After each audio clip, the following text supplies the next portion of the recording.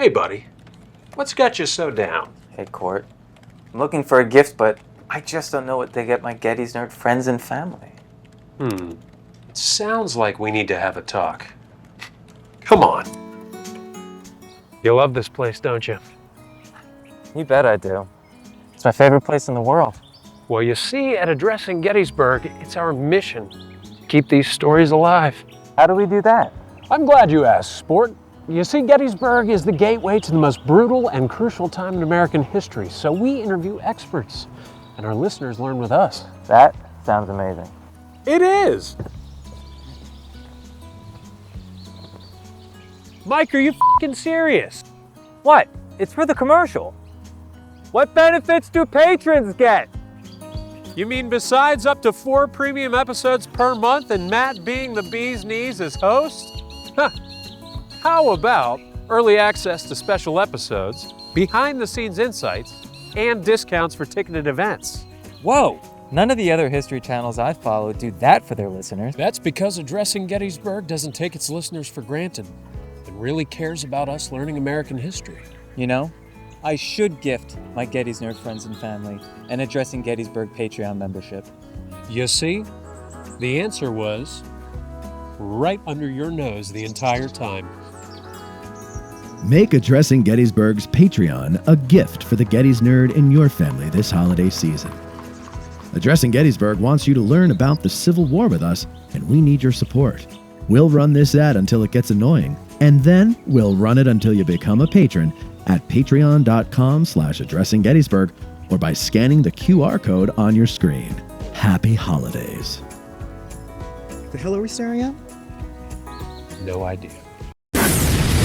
From the Gettysburg Museum of History Studios, you're listening to Addressing Gettysburg.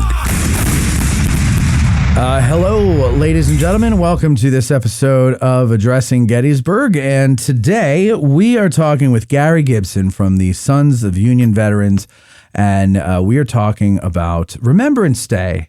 Everybody loves Remembrance Day. It's when a lot of you come to town. A lot of people say that they only come to town that one weekend a year.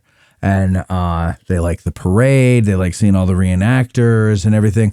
But what does it all mean? What does it all mean? That's what we're going to find out today with Gary Gibson, our guest. You're the historian for the Sons of Union Veterans, right? Yes, I am. Okay, and so give us a bit of a history of Remembrance Day, because to me, you know, Remembrance Day, obviously it's the day that Lincoln gave the Gettysburg Address, dedicated the cemetery, and we have a big parade, and it's all this stuff, you know, packed together into one. I look at it as a weekend, not a day. It's like it's a whole weekend thing. But so what is it really? What is it actually? Well, Remembrance Day has its roots all the way back to 1930. Okay. The past department commanders and past department presidents of the Sons of Union Veterans of the Civil War and its auxiliary in Pennsylvania began having an annual banquet to observe the anniversary of Lincoln's Gettysburg Address. And fast forward to 1956, the auxiliary, the national auxiliary to the Sons, erected the monument of Albert Woolson in Ziegler's Grove. Okay. So, 1956 was the dedication of the monument, and of course that was the same year that Albert Woolson passed away at either 106 or 109, depending on which source you believe. They held a. Go ahead. So also was the intention. So he passed away that year. So obviously they didn't know he was going to pass away. Correct. Right. So the intention was that he was just the last surviving. At the time they conceived the idea of the monument and put the monument together, obviously, because he had to sit for it, right? Yes. Yeah. Yes. So that's not a likeness of him based off of a photograph. He actually posed for that. That's correct. Yeah. I recently saw a picture of him sitting next to his bust. Oh, yes. Yeah. And I was like, oh, that's interesting. I didn't realize that he was alive for it. I thought it was put up post-mortem, posthumously. Posthumously. Yeah. It was. It took about 2 years from the start of the project to the culmination in August of 1956. It was at the same time that the Sons and the Auxiliary were holding what we call our National Encampment Convention. And it was being held in Harrisburg. And about 5 or 6 busloads of members went from Harrisburg down to Gettysburg for the dedication and unveiling of the statue. Present were all the national heads of the 5 allied orders of the Grand Army, which are the Sons of Union Veterans, our Auxiliary, the Women's Relief Corps, which is the auxiliary to the Grand Army of the Republic, the Ladies of the Grand Army of the Republic, and the Daughters of Union Veterans of the Civil War. Man. Yes. Can't you just come up with a group that's called like the Descendants of the Veterans of the Civil War? It's like, Well, so many groups to think of and keep track of there. Well, everybody had to start at different times. Yeah, sure. But at any rate, there's wreath laying, the unveiling of the statue, and a color guard, and then everyone went to a dinner that night. I believe at the Gettysburg Hotel. Several hundred people, but at any rate, the organization decided to make it an annual event. The parade actually did not get its start until about 1975. They started inviting reenactors, and the Sons of Veterans Reserve, which is the military department of the Sons of Union Veterans. There were about 500 people in the first parade. So obviously it wasn't that big. Yeah. But over the years, it grew until about 1991. There were about 5,000 reenactors in the parade. Wow. Yeah, it was huge. I was there. Is that the? Would you say that time? Because the movie was shot in 1992. Correct. And they had about 5,000 reenactors as extras for that movie. So would you say that was like the height of reenacting? I think so. Yeah, because I remember I went to, I think it was the 135th reenactment, anniversary reenactment. And I feel like it was combined, Union and Confederate, but I feel like the number of reenactors involved in the reenactment of Pickett's charge was about 12,000, about the same that were in Pickett and Pettigrew's and Trimble's combined assault. Sure. But ever since then, it seems to have not immediately, but certainly by now, it seems to have really dwindled. It's definitely in the last 10 to 20 years, the numbers have really been whittled down. What do you think? What do you think that is? We're all getting older. Yeah, and it's just the younger people aren't interested, or they're interested in different aspects of it. Different aspects, I think. Yeah, I think the dwindling. People weren't having babies from 1990 to 2000, and families weren't as big. They weren't doing enough. Yeah, that is a good point. The population has shrunk. Yeah. Right. Yeah. And people that appreciate the history and that kind of thing. Yeah. I mean, I was at the 125th, and I was only 25 at the time, and there were 13,000 reenactors on the field at the 125th. That's a lot. That was a lot. Yeah, that was a lot. But I think weren't there more at the 135th 10 years later? I believe so. Yeah. Yes. Because I feel like the Pickett's charge 12,000 that I was talking about was a fraction of the men that were there. I want to say the number of it couldn't be that there were 50,000 reenactors at that. Could that be? No, I don't think so. But maybe that was the number of spectators, or I don't remember. But I just remember it was huge. Could have easily been that number of spectators was that many. Yes. Yeah. Would 100,000 spectators be crazy? I don't think so. No. Because I feel like it was 100. The power button is on the left, bottom left, Mike. Sorry.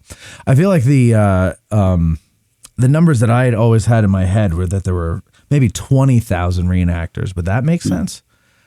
I would think so. Yeah. I would think that would make sense. Okay. Anyway, that's moot. That's neither here nor there. But okay. So we digress, though. I just wanted to ask you that about reenacting. So go ahead now. You were saying.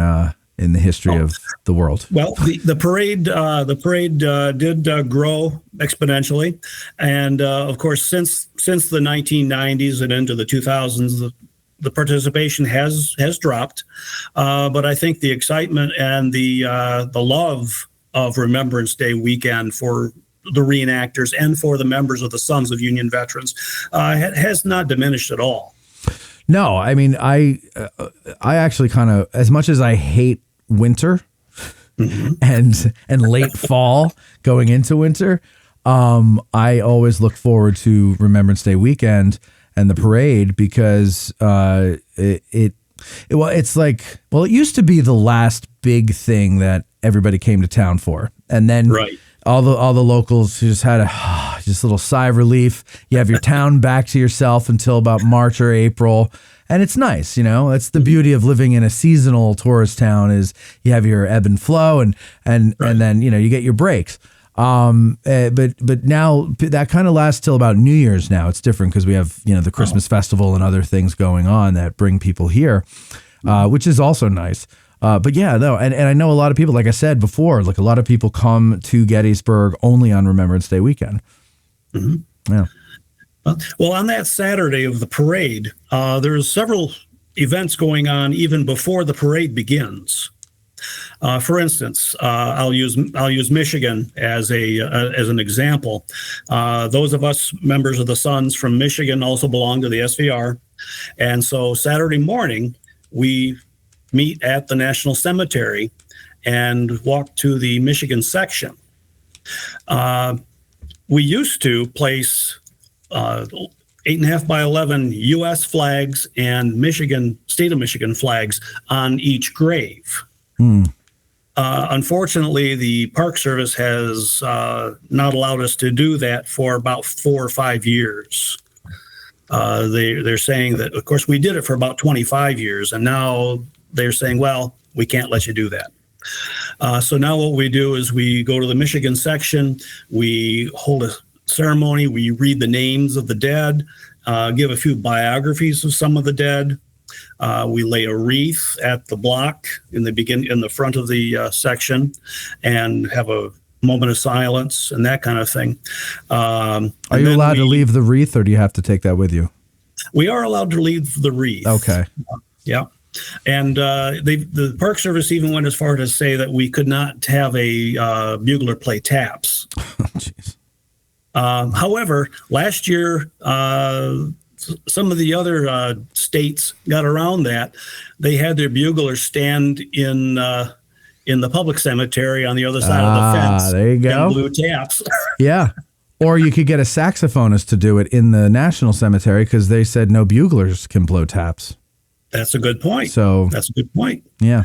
But yeah, we were all very very happy when the bugler showed up on the other side of the fence.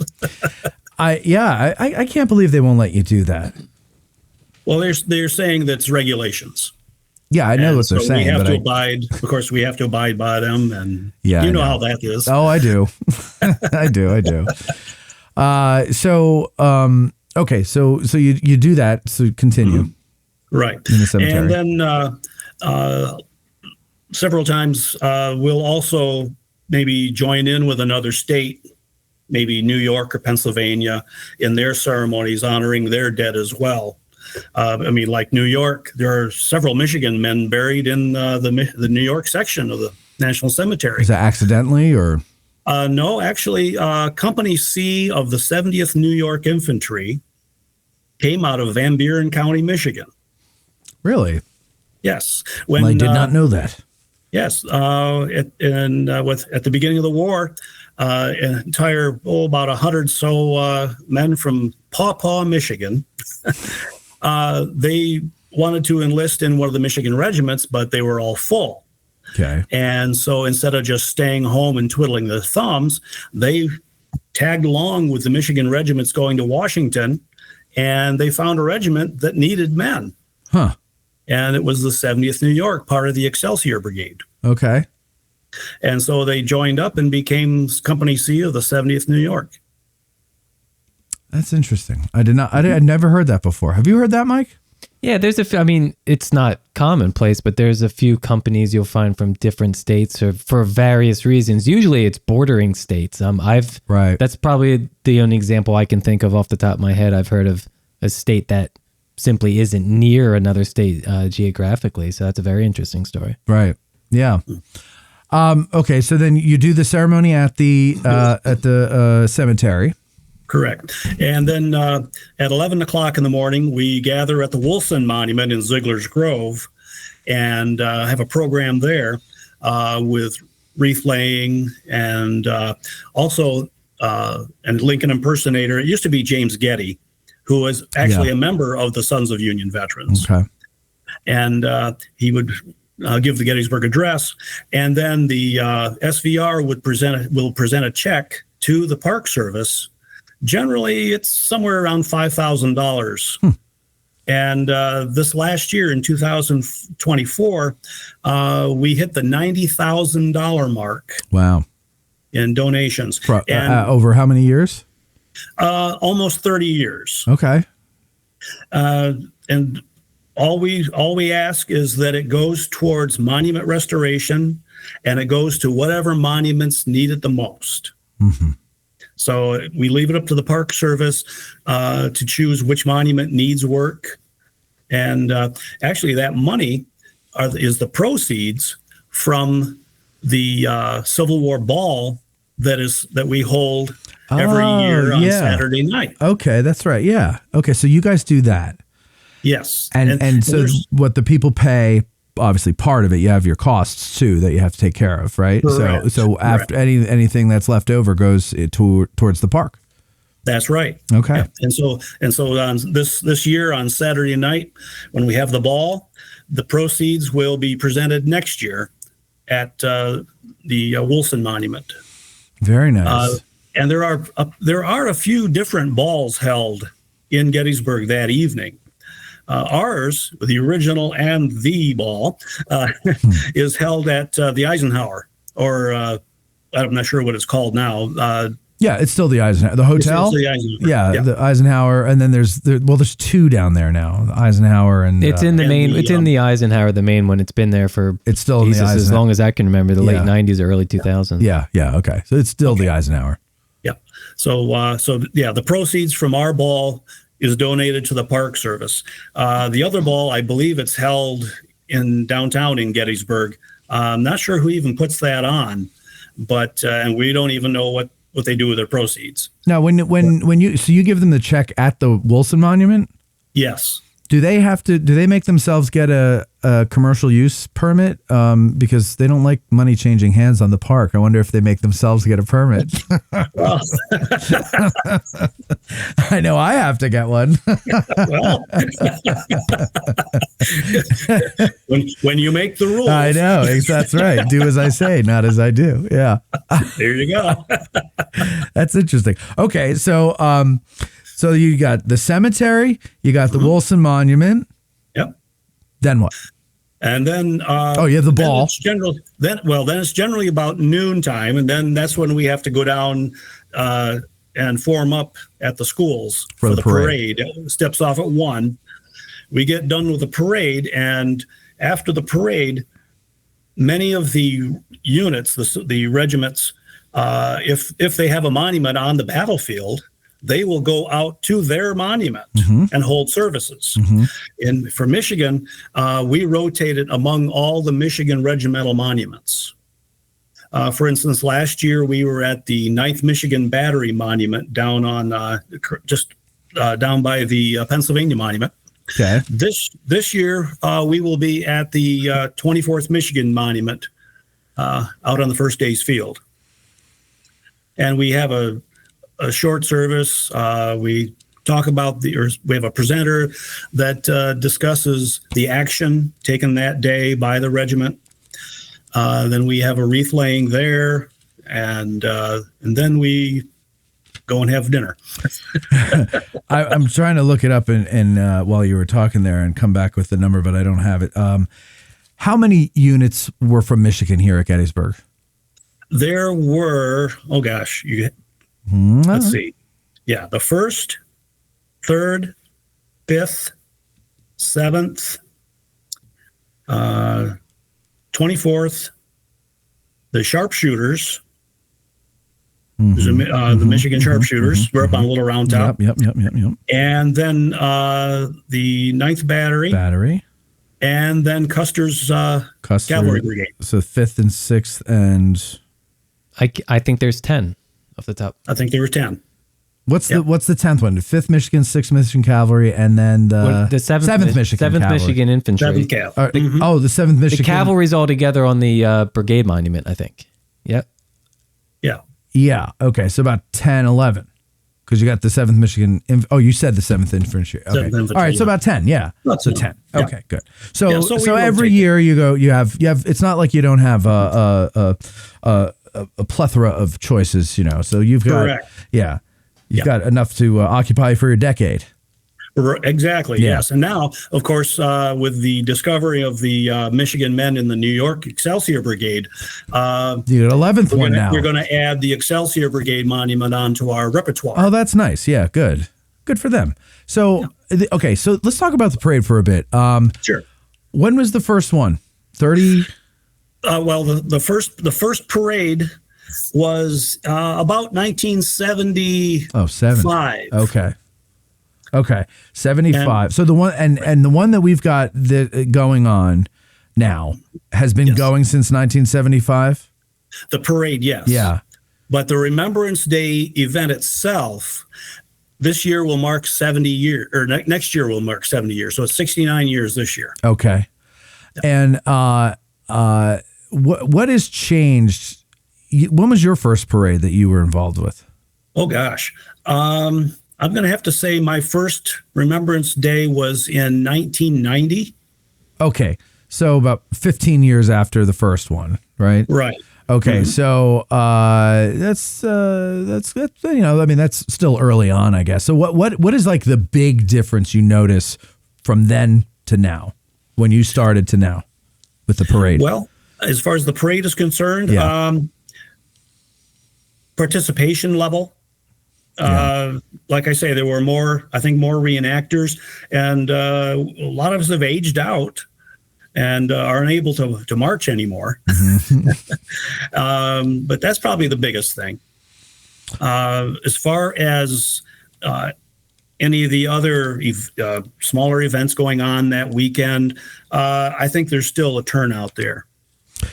Now, I moved down here in 2005. So that's how long I've been going to the Remembrance Day parade. And I do remember even back then, I was like, wow, there's a lot of reenactors here, yes. and it wasn't like a 15-man unit followed by a 15-man unit. Some of them were like several ranks deep. Oh, yes. Dozens of men, if not 100 or so, in each unit. I mean, a lot. Oh yeah. But I seem to remember. I don't know. Tell me if I'm remembering this right or not. It seems like it was all Union reenactors for a while, and then Confederates started getting in. Is that right, or was it always that way, where there was Union and Confederate? It was generally Union. Yeah.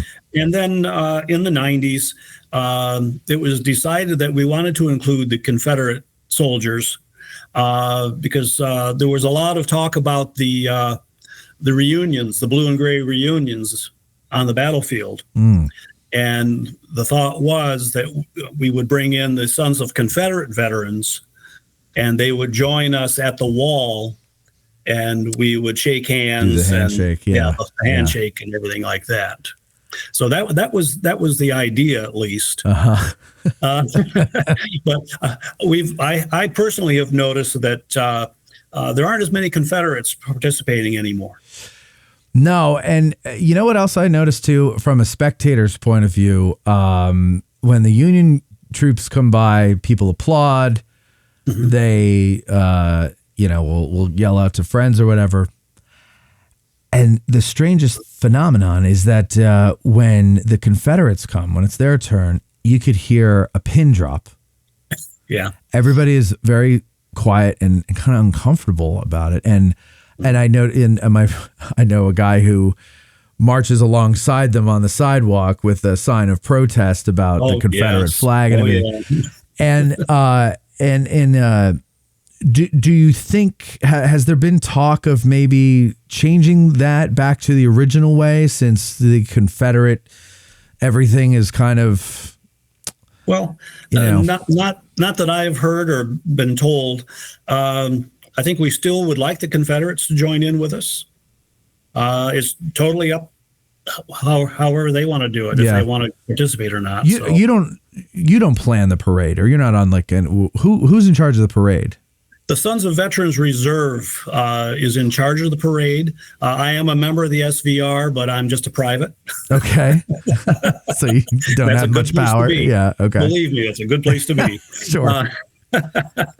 But David Hahn from New Jersey, Major David Hahn, is one of the big planners of the event every year. Why do I know that name? David Hahn. Is it Hahn? Yes. Where do I know that name from? It must be this. It must be. Yeah. But of course, we have. He actually has to go around and raise money, because this costs us several $10,000, because we have to have the permits from the borough and from the Commonwealth. So yeah, it's there's a lot to this. I mean, it's probably have to have insurance too, right? Oh yes, yeah. Yes. Our national organization does have a blanket policy. Okay, yep. And that covers that. Yep. All right, that's it. If an outside vote counts, I would say maybe not include the Confederates anymore. Oh. That would be my guess, and the reason, not guess, but my vote, and only because it's, as I understand it, Remembrance Day for the men who fought for the Union. Well, it's Remembrance Day for the Gettysburg Address. Okay, right, but yeah, that was a cemetery dedicated to Union dead. Right. Yeah. Right. So I don't know. That would be my vote. Yeah, I've heard both. I've heard arguments from both sides. Yeah. I'm not trying to put you on the spot. I'm just, this is how our conversations go on the show. Like, we just start talking about stuff, and then I get a thought and I have to share it. I can't just shut my mouth, I have to share it. So I'm not trying to make you uncomfortable or anything. I know it's not your decision. Yeah. I'm just, it just seems odd to me that,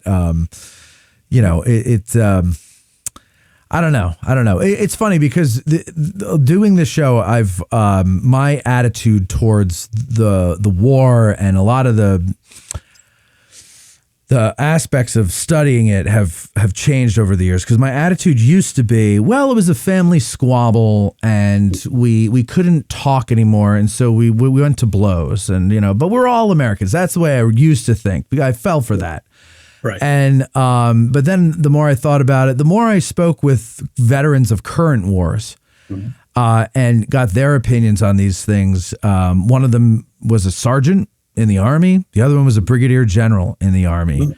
And both of them, as far as we were talking at the time, it was like when all the Confederate monument stuff was going on. Oh, sure. And both of them were, the sergeant, my friend Eric, he was like, those are monuments to traitors. Those are monuments to people who wanted to destroy this country. Sure. They shouldn't have been put up in the first place. But now that they're up, don't take them down, because they're a piece of history and they have a story to tell. That was basically his thing. The general was saying, I led United States soldiers. I was a United States soldier before I became an officer and, general. And sure. These men they did kill United States soldiers. Yes. So why are we commemorating and memorializing them? And he wanted to take them down. He wanted to rename. He was actually on the committee to rename all the bases and everything like that. Oh, okay. And so, and I kind of am like, I don't want to take them down, because I agree with my friend Eric, like they're a piece of history. And they have a story to tell, and we shouldn't shy away from the ugliness of our history. We should tell it, along with the good. Tell it all, good and bad, right? Absolutely. Yeah. Yep. But I don't know. The longer time goes on, and I don't know if other people feel this way, but my feeling has become more and more of like, I understand, you need the Confederate reenactors for a reenactment. Right. But you don't need let them have their parades memorializing their men down in whatever state they want to do that in. But I think I'm less and less tolerant of the idea of them being represented at a parade, which, again, like as you corrected me, like it's to remember the Gettysburg Address, which was a speech at a dedication to a cemetery of Union dead at Gettysburg. Right. So I don't know. Off my soapbox. I'm sorry. I didn't mean to get into that. I apologize to you. That was not fair. I should not have done that. No, that's all right. Because it's not your fault. I'm not condemning the organization for that at all. I don't know. I just find it a little harder to sit with. And I think that's why there's silence when they come down in the parade. Oh. You know what I mean? It's not a reverent silence. It's an uncomfortable silence. Oh, yeah. See, we're usually at the head of the parade, right. so I have no idea what's going on at the back. Watch. We did a video of it a couple of years ago, and I if I can find it, I'll send it to you. I forget what year it was, but I commented on it when they started coming down. I was like, man, it got really quiet. So, it is a thing. It's a couple of years in a row I've noticed that. All right, but anyway, so let's get away from that. And I apologize if I made you feel uncomfortable. Oh, that's all right. Don't worry about it. I would like to also add that there are some other events that happen on the battlefield after the parade as well. For years, there's been a Catholic Mass at the Father Corby statue.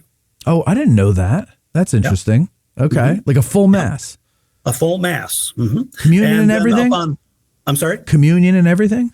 Everything. No kidding. Yeah. Okay. Yeah. Oh, that's interesting. All right. Yeah. Go ahead. Yeah. I've always wanted to attend, but I've just never had the opportunity. Are you Catholic? Yes. Irish too. Oh, of course. Yeah. Irish Catholic. Yeah. I could tell from the red hair. I used to have red hair. Oh, yeah. There's a little bit left there. Yeah, just a little. It's all gray now. Oh, he's nice and he's a liar. Well, I'm right there with you. But there's also a band concert that is held on Little Round Top. Get the hell out of here. Why don't I know about this stuff? I always thought it was just the parade. I knew that units would go to their monuments. Mm-hmm. And I never followed because I figured that was not a private thing, but more of a getting in touch with the purpose of them being reenactors, know. So I just figured that was something that they went and did and didn't want an audience for. But what's this band concert in Little Round Top? Well, I don't really know which band, Civil War band that's in the parade that does it, but they go up to Little Round Top and they play, for about a half an hour. And this is a brass band or a fife and drum band? It's a brass band. Okay. I don't know if it's the Federal City. Oh, they're great. Yeah, they are. They really are. I don't know if it's them or one or the other, but it might be the Federal City. Yeah. Yari Villanueva. I think there's a YouTube video somewhere. I'm sure there is. Sure there is. Yeah. Oh, that's interesting. All right, so I've got some other things to do now this year after the Remembrance Day parade. Mm-hmm. That's good to know. Good to know. Well, let me take this opportunity to invite you out to the 24th Michigan Monument. And I gladly accept. Sure. Great. Yeah, and that's right after the parade? Right after the parade, after it winds down, and then we all get in our vehicles and try to get out through town. I was going to say, you don't march out there, do you? Oh, no. That's those days are gone. Yeah, unfortunately. Yeah. But I would love to just remind me if you don't mind. Sure. I would love to go. All right. Yeah, that'd be cool. Great. And when you say you do did you say a service or a ceremony out there? Well, we have a ceremony. One of our members will do some research and actually read from the dedication ceremony of the monument. Mm-hmm. Michigan published books with all the speeches that were done on Michigan Day in 1888 or 89. I can't remember which, but and they will read excerpts from that speech, read some names of the dead, that regiment, discuss what action took place, and then we will lay a wreath at the monument, have a moment of silence. Obviously, we don't fire a volley or anything. Right. And it usually lasts about 20 minutes, 25 minutes. All right. So it's very simple but very meaningful. Yeah. Yeah, that would be nice. I would like to see that. Yeah. And then it's off to the ball. Michigan, most of us, our wives don't come along. And so we usually find a good place to eat. Okay. eat and have a couple beers. Well, last year we went out to the old bear factory. Oh, the barn resort. The barn. Yes, we went out there. My girlfriend is the sales manager there. Oh, really? Yeah. Oh, nice. But we went out there and had dinner. We're big eaters, and especially after a long, cold day outside. Oh, God, I know. Yeah. That's all you want to do is just eat something hearty. Yep. Where do you hold the ball? Where's the ball going to be this year? Well, the ball will be at the Eisenhower. That's right. You said that before. Okay. Yep. It's every year you do that. You're right. Yeah. And advance tickets are $20 a person or $25 at the door. Oh, that's not bad at all. No. And is there food and drink there, or is it just dancing? There's dancing. There's some refreshments. They have a cakewalk. We have is dancing for hours. Well, at the risk of sounding stupider than I already do, what is a cakewalk? You always hear people say, "Oh, it's a cakewalk." What the hell are they talking about? What is a cakewalk? Well, it's a cakewalk is something about something like musical chairs. Okay, so it's like a game. It's like a game. Yeah. Okay. Yes. Okay. Yes, when you win a cake. And then you win a cake. Okay. Or you get hit in the face with the cake if you lose. Well, yeah. But that sounds fun though. So it is like it wasn't there several years ago. Wasn't there something like Reenactor Appreciation Weekend or something? Is that still a thing? Do you remember that? I'm not familiar. It might not have lasted very long. I think it was, what the hell was that? I don't know. It's just one of these things that just popped in my head and now I don't remember what it was. I feel like it was something that the businesses tried to get going where they'd have a weekend where maybe there were discounts for reenactors or something at all the different participating businesses, or I don't know. But if you never heard of it, then we're going to move on. I don't recall it. Of course, I am getting old, so. So you were probably right up there partying with all the other reenactors on that very weekend, but you're like, I don't remember that. Yeah. You know, it's all a blur. Yeah. Oh God, I know. I'm starting to experience that too myself, where I can't remember whole years of my life. Oh. So okay, then the ball, and then so now you're going to be going and eating. And the ball is going to be balling with the people, with the ballers, and then, but that's pretty much it, right? That's the day. That's generally the day. In the evening, if you walk through town, there are going to be several fife and drum units. Oh yeah, scattered around. Yeah, and playing, and that's always a lot of fun. Is that something that just kind of organically sprouted up, or was that always part of the plan to have? No, that was organic. That kind of just sprouted up. Of course, there's always a fun time at O'Rourke's. Yep. Yep. And there's usually a band there. Oh yeah, there's a band there. There's a band out in front of the Dobbin House. The Dobbin House, right? I think I've seen one down by ABC a couple times, or the Heritage Center. Reenacting musicians are a weird breed. Are they? Yeah, because I mean, I've been reenacting since 1998. My best friend is a musician. When they hear music happening somewhere, it's like it's like a bunch of moths to a lamp. Like they all honestly, they hear it, it's like someone's jamming, and then they grab their I hate that. That's not Civil War musicians. That's musicians. That's all of my guess. Yeah, well, that's me not knowing musicians. No, obviously, no. I mean, and there's nothing like walking down Steinway Avenue and you hear those drums echoing through the buildings. Oh yes. And you just walk down and there's a different band at every so many stores, and I love it. It's just it gets the heart going. I don't know what it is. I love fife and drums. Oh yeah. Forget the fifes. Just give me the drums. You know, the fifes sometimes like they're like being like skinning cats, but the drums, man, they get that heart going, and you just feel. I don't know how you couldn't feel like some kind of patriotic fervor when you hear those drums. Well, that's your actual Civil War moment, Matt. That's the genuine intention of those instruments. Yeah, is to make you feel that way. Yeah, right. That's what it would have done for the soldiers. Yep. Yeah. Go ahead.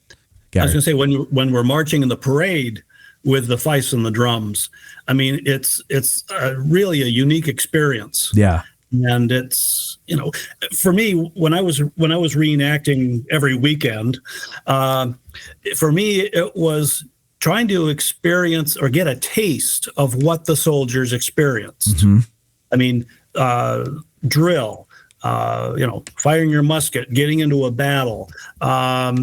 I know it's nothing like it was, but at least I can get so far into it that I can at least imagine get a the rest. Yeah. Right. I mean, I had 14 family members that served in the Union Army during the Civil War. Oh, God.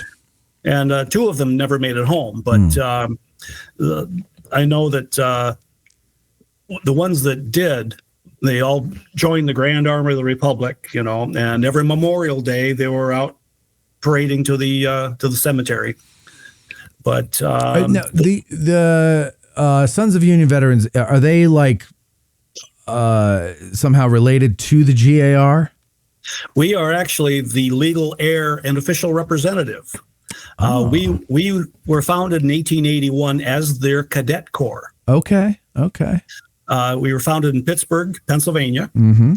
And the idea was that our founder, Major Augustus Plummer Davis, he and his family attended Memorial Day services at Allegheny Cemetery there in Pittsburgh, and experienced the services, the wreath laying and the flowers and everything else.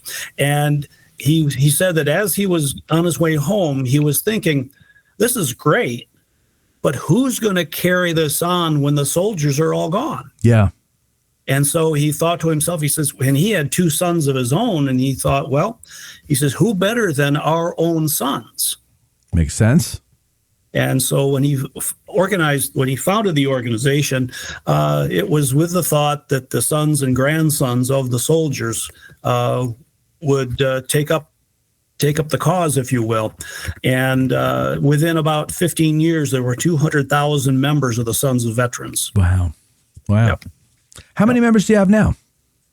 Oh, we're hovering a little over 6,000. Okay. Well, that's not bad, because how many generations are we removed, Well, we're looking at third great-grandfathers, great-grandsons. Yeah.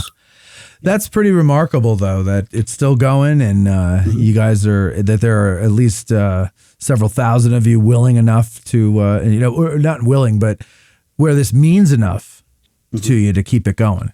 Because it needs to keep going, and we can't forget that generation. Oh yes. And I grew up in North Jersey, and there were a lot of in my area. There were a lot of colonial era buildings, churches, graveyards, things like that. Sure. And there were veterans of the Revolutionary War in a lot of these graveyards that were neglected and forgotten. And you would see that quite often back when I was a kid. I don't know if that's improved. I hope that has improved since the 1980s. But like I would hate to see that happen to any generation of soldiers. I'd hate to see that happen to American soldiers. I don't want to see that. But if it's not for people like you and your brethren who keep this stuff going, it's never going to happen. Right. The government, you can't rely on them to do anything right. It has to be well-meaning, well-intentioned people like yourselves who keep it going. Like, you have to have the heart for it. Right. And as our newly minted commander-in-chief of the Sons of Union Veterans, Kevin Tucker from Massachusetts, he gave a short speech at our convention, and he said that we are boots on the ground and we roll up our sleeves and get our hands dirty in this organization. We seek out the unmarked graves. You'd be surprised how many thousands of unmarked Union soldiers' graves there still are. Oh, I'm sure. Yeah. I mean, even here in my own county of Kalamazoo County, I've got a list of 80 that we're still working on. And we've placed about 80 headstones over the last 25 years. Of course, there are monuments. Every small town from New England all the way out to California has a Civil War veterans or a Grand Army memorial in their town. And somebody's got to take care of those. Somebody's got to make sure that they're maintained, that they're cleaned, that they're repaired when a tree falls on them or a car runs into them. Yeah. That happens here too. Yes, unfortunately. Yeah. Or if lightning strikes them. Yeah. What was it? Was it the 71st PA monument that blew over in the wind around the 150th? Mike, do you remember that? The 71st? That's 71st or 72nd? Probably, the 72nd, because that's a figurine on top that was of the kids swinging the, that's 72nd. Oh, yes. That one blew off the pedestal. And everybody was like, oh, no idea. It wasn't connected to anything. Like it was just sitting up there for God knows how long. And a gust of wind, like it was like a mini tornado or something that came through and knocked it off. And I think that was like around the 150th, if I'm not mistaken. Is that right, Mike? I think so, yeah. Yeah. Wow. Yeah. So, it's... which is different than Smith's Battery, where the guys tied it to the truck and... Yes. I lived here when that happened. My first time around, that... Smith's Battery, the artillerymen on Smith's Battery, some good old boys, I guess, tied a winch to it or something one night and just pulled it off the pedestal, and it took a head dive right into the pavement, making a hole in it and everything. And they had to get it repaired. And I mean, it was. I wonder if they ever caught those guys. Do you remember that? How that story ended? I don't know if they ever did. I mean, somebody had to go around bragging. No, hopefully karma caught up to him. Yeah, Karma probably. is They're the meth ultimate addicts now or something. Well, the same with the Zuov monument at the Scherfy House. What happened? That also happened. What, somebody knocked that off? Somebody pulled it down. Oh, that was more recent? Oh, gosh, within the last 10 years. Oh, no kidding. I don't remember that one. Yeah, see, there's all these things that happen, and some people hear about them, and some people don't. Yeah. I usually am the one that doesn't hear about them. All right. The parade is, what's the date this year? November 15th. 15th. Yes. And you guys will be down for that. Can anybody join or do the ball, or do you have to be a son? No, the ball is open to the public. You're encouraged to dress in period dress, but it's not necessary. Okay. And they do have the people that lead the dance and provide the music give instructions on the dances. And so if you've never been to a Civil War ball, you can learn. Okay, good. So they're like calling out the moves and everything. Call out the moves and explain it before the music starts, so everybody's on the same page. Yeah, right. Maybe. Yeah. I'm sure. I wouldn't even be in the same book, no matter how many instructions you give me. We will see you then on the 15th of November. We will. I'll be glad to come out to the 24th Michigan with you. I think that'd be cool to see. I thank you for the invitation. Just don't let me forget it, please. Oh, I won't. And by the way, thank you. Have I been going back and forth with you for several years, or I know I've been talking with somebody in your organization basically since I started doing this? No, it hasn't been me. Okay. So, I don't remember the person's name. I'm sure he gave up on me after a while because I just was having such a hard time. I don't know what it was. It's probably Han, and that's how you know his name. No, I don't think it was. Maybe it was. Who knows? Anyway, I'm glad we finally got to have you on to talk about the Sons of Union Veterans. And I do think it is important work that you guys do, keeping the memory alive, taking care of the graves. And I just think it's a cool tradition that you're carrying on. And, I'm glad that there's still people left who give a shit. Yeah. And what is the requirement? If we have somebody in the audience who would like to join, because maybe they, how do you have to be a descendant of a Union veteran? No, we actually have a category of associates. Okay. Someone who would like to support the organization, get involved with the organization, but if they do not have an ancestor, we will still consider you for membership. Okay. Membership. Our structure is that we have locally based chapters called camps. Yeah. Mine is the General Benjamin Pritchard Camp number 20 in Michigan, the Department of Michigan. All the camps in Michigan. The next tier is the state level or the Department of Michigan. We meet every year at the state level, elect a commander for the department. If you think of us as structured like the VFW or the American Legion. Okay. Actually, they were patterned after us. After you guys, yeah, I was going to say. Yeah. Yep. And then, of course, from the state level, you go up to the national level. And we just had our 144th national encampment about a week and a half ago down in Houston. And, but yes, getting back to your original question. If you are the male at birth descendant of a Union soldier, sailor, Marine, yes.